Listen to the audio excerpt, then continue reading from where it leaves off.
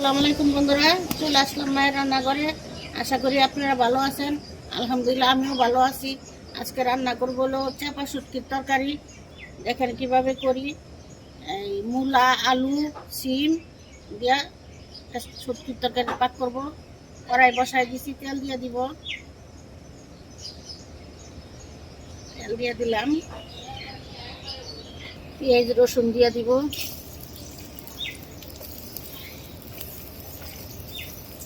মরিচ দিয়ে দিব, তার মতো লবণ দিয়ে দিব। লবণ দিয়ে দিলাম। এখন একটু পেঁয়াজটা ভেজে নিব।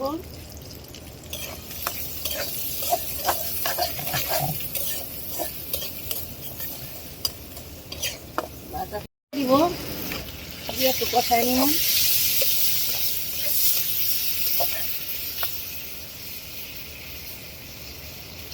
পানি দিব মশলা কষানোর জন্য। পানি দিয়ে দিলাম।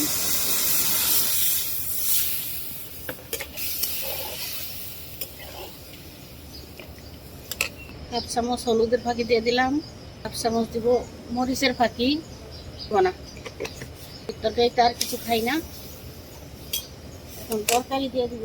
তরকারি দিয়ে দিলাম।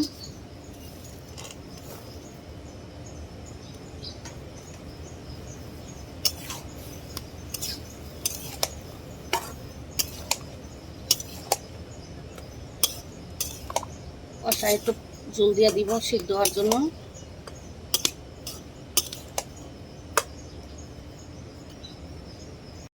আবার কিছুক্ষণ পরে চলে আসলাম, তো নাড়া দিব।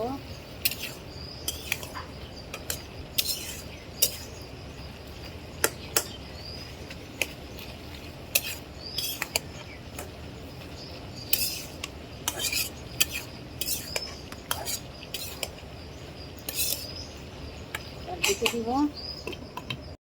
কষানো হয়েছে, এখন জল দিয়ে দিব।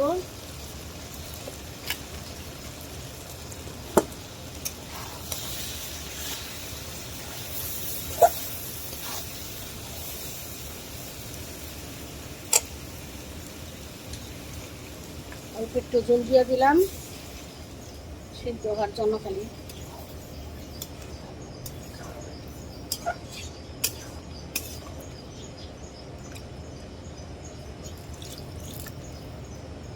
আর দিব না,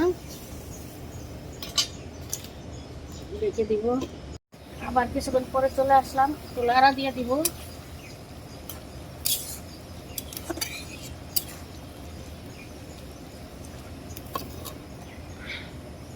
হয়ে গেছে, নামাই নিব।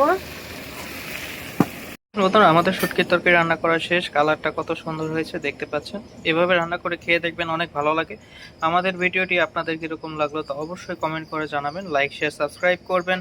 আবারও কোনো নতুন ভিডিও নিয়ে আপনাদের সামনে হাজির হবো। ততক্ষণ ভালো থাকুন, সুস্থ থাকুন। আল্লাহ হাফেজ।